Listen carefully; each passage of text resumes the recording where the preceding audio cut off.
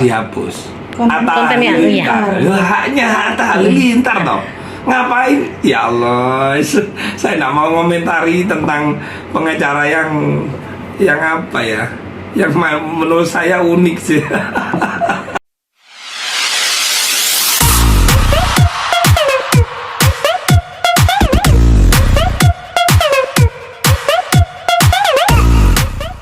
Tiga bawang dulu ya. Ada. Gus itu baik sebenarnya kan. Gus itu kan kalau di kultur Jawa Timur itu putranya kiai. Lah saya ini putranya tetangganya kiai. Jadi Gus itu ini titel ya sebenarnya. Cuman ada orang manggil Cah Bagus gitu kan orang tua itu. Gitu, ya. Misalnya ada anak muda, dermawan, akhlaknya baik, terus dia loman dan lain-lain, akhirnya manggil Gus Cah Bagus itu. Seperti itu. Semoga aja lah mau manggil apa. Gimana? Iya Gus, ini kan kita sudah lama nggak ketemu ya Gus ya. Terus kemudian untuk kasus masalah dari pemindahan pemakaman Vanessa Angel. Bahas makam lagi ya. Iya sudah anteng ya Pak Dodi ya. Alhamdulillah ya, kita syukurilah. Mudah-mudahan Pak Dodi betul-betul menyadari bahwa rencana pembongkaran makam itu sesuatu yang nggak benar. Apalagi Gala ini kan sudah ditinggalkan orang tuanya, bapak ibunya, jangan sampai makam ibunya dipisahkan. Tapi alhamdulillah itu berkat teman-teman media deh, bukan karena saya kan cuman ditayangin aja sama teman-teman media itu. Ya alhamdulillah lah, kembali ke jalan yang benar Pak Dodi ya. Harapan saya sih seperti itu gitu. Tapi untuk Pak Dodinya sendiri udah pernah menghubungi Gus Rofi belum? Belum pernah, belum. Nggak apa-apa lah. Kita semua kan saudara. Gimana? Nah untuk masalah yang sekarang nih Gus, maraknya perdukunan ini Gus. Menurut tanggapan Gus Rofi, Ketua Asosiasi Perdukunan itu siapa tuh? Kalau untuk ketuanya asosiasinya, cuman banyak keterlibatan sih orang-orang yang mengatasnamakan seperti itu, Gus. Kayak terus yang kemarin lagi tuh apa ini, tentang apanya? ya salah satunya lawyer Firdaus. Kenapa?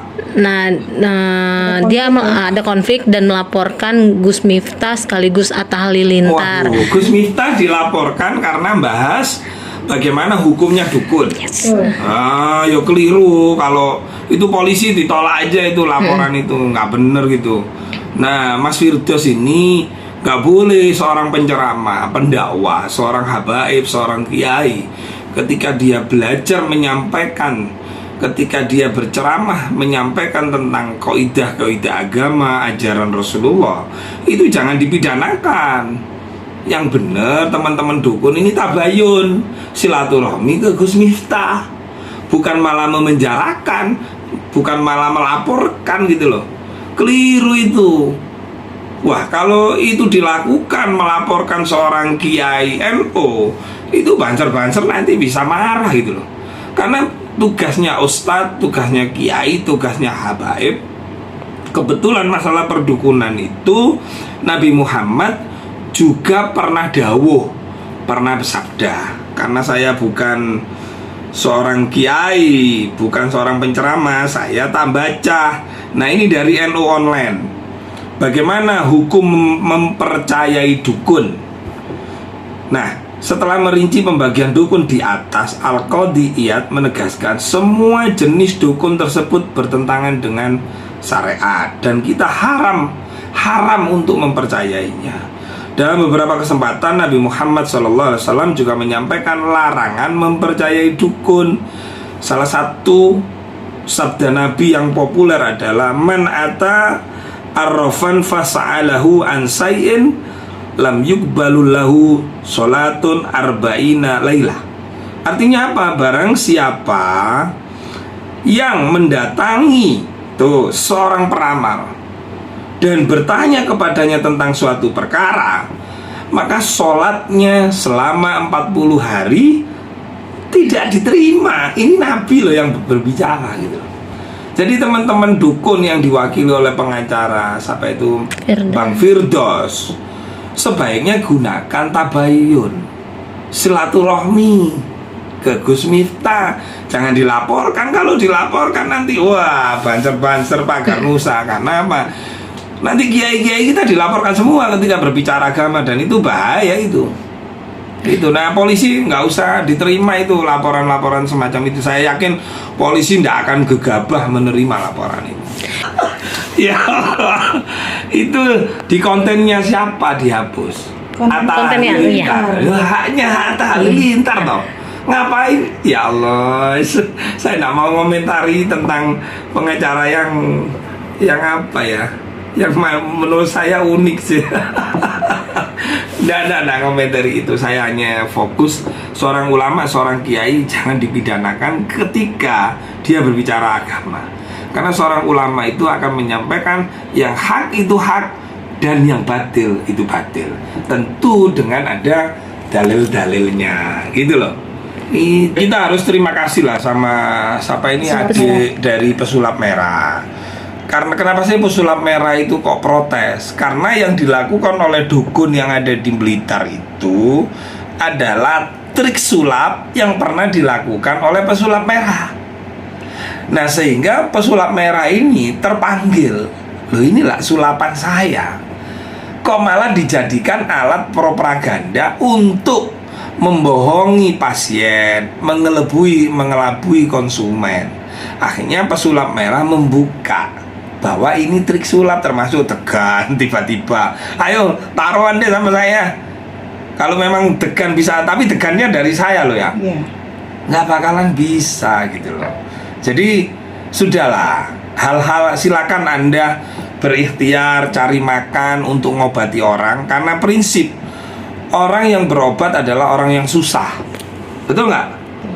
Jangan sampai dia kemudian dibohongi dengan ilmu-ilmu sulap.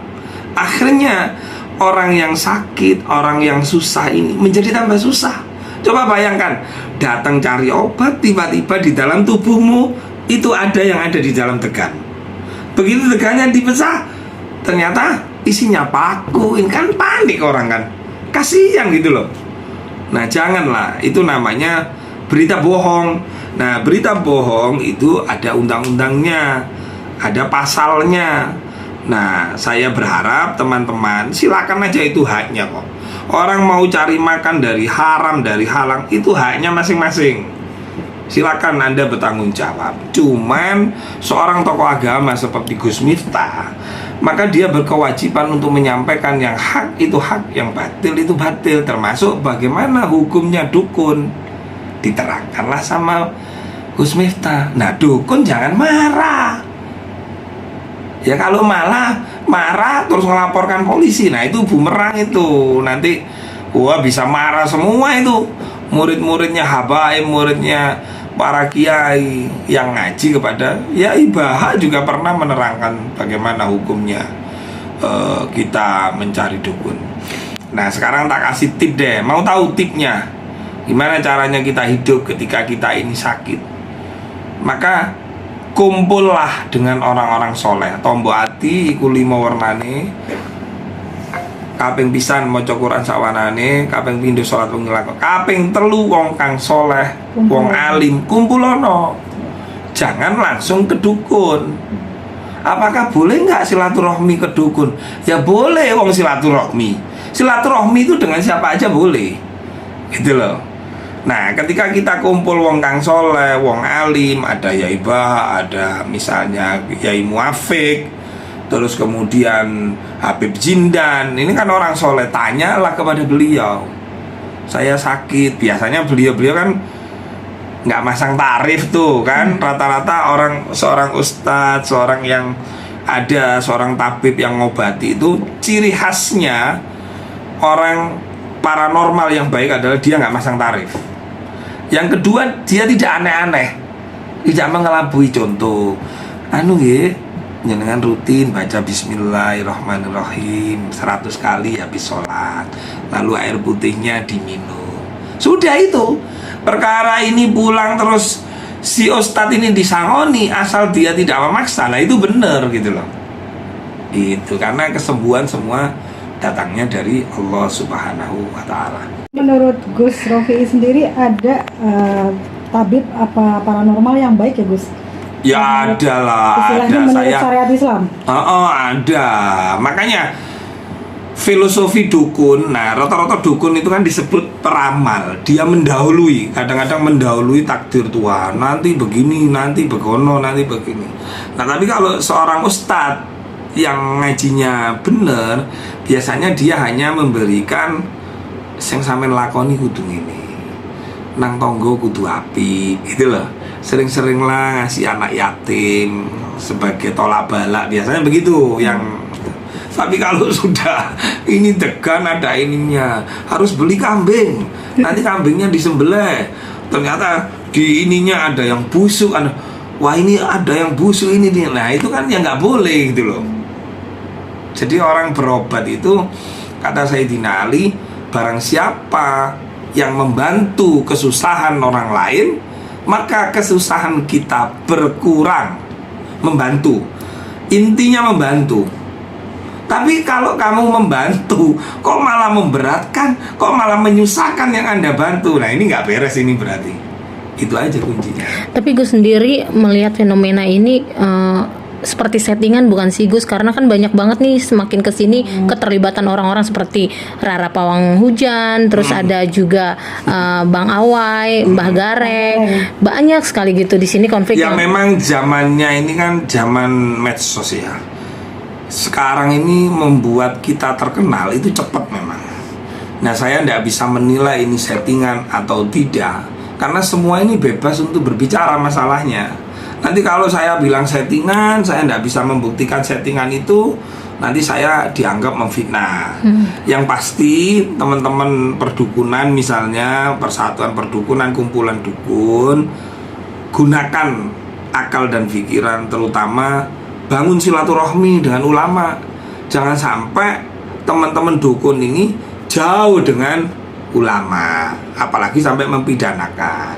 Ketemu aja, silaturahmi, tabayun, saling introspeksi, saling koreksi. Saran saya seperti itu deh. Ya.